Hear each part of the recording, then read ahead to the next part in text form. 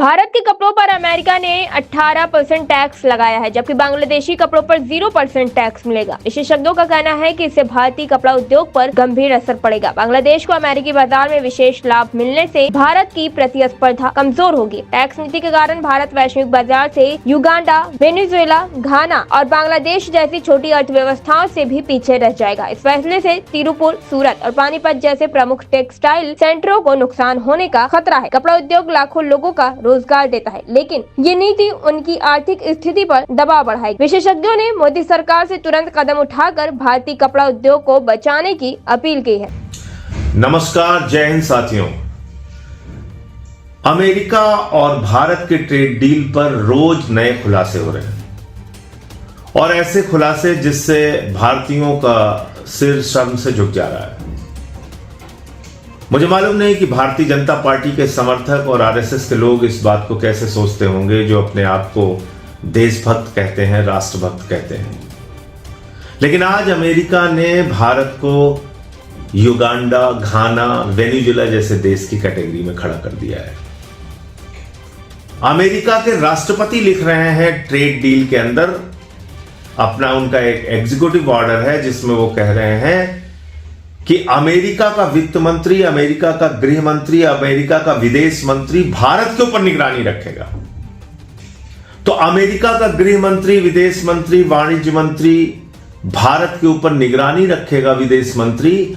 और अगर हम रूस से तेल खरीदते हुए पकड़े गए तो हमारे ऊपर फिर से टैक्स 25% हो जाएगा।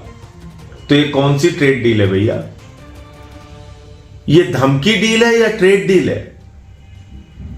ये तो आपको धमका के ट्रेड डील की गई है। आपसे जो भी उन्होंने कहा आपने मान लिया। क्या रूस से सस्ता तेल खरीदना अपराध है? क्या रूस से सस्ता तेल खरीदकर भारत के पैसे की बचत करना अपराध है? जो आंकड़े आए हैं वो मैं आपको बोलूंगा तो जीरो लगाते लगाते आप थक जाएंगे। रूस से तेल खरीदने में पिछले 40 महीनों के अंदर भारत सरकार को, भारत को 1,53,000 करोड़ रुपए की बचत हुई है। इतना सस्ता तेल हमें रूस से मिलता है, 1,53,000 करोड़ रुपए की बचत। लेकिन अमेरिका के कहने पे हमने अपने उस परंपरागत दोस्त से, जिसने हर मुसीबत में भारत का साथ दिया, हर युद्ध के समय में भारत का साथ दिया, जब अमेरिका ने धमकी दी थी भारत को 71 के युद्ध के दौरान, उस वक्त भी रूस हमारे साथ खड़ा था।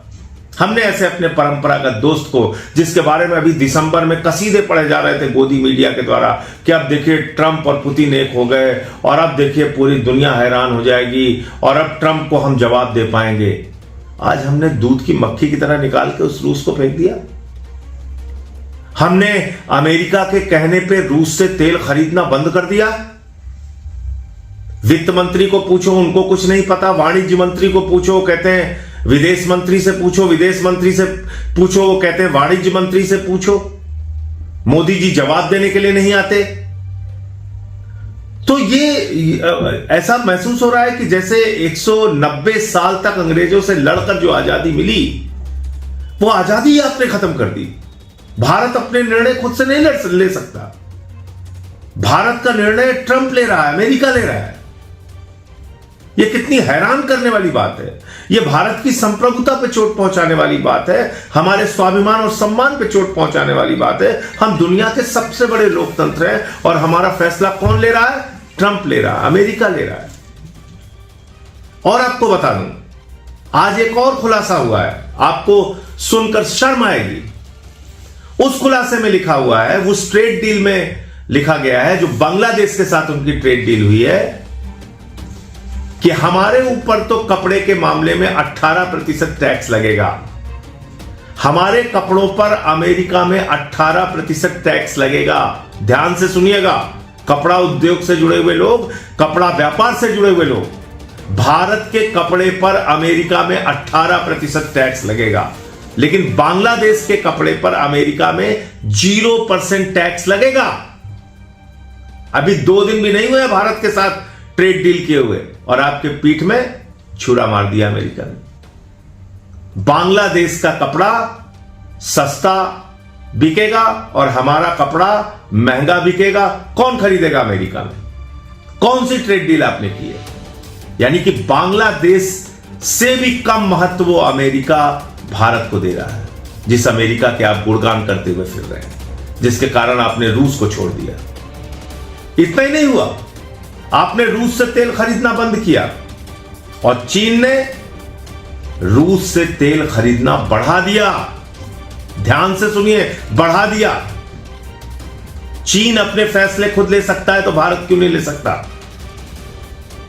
चीन अपने देश के हित में सस्ता तेल रूस से खरीद सकता है तो भारत क्यों नहीं खरीद सकता? यह आपको सोचने का विषय है, विचार करने का विषय है।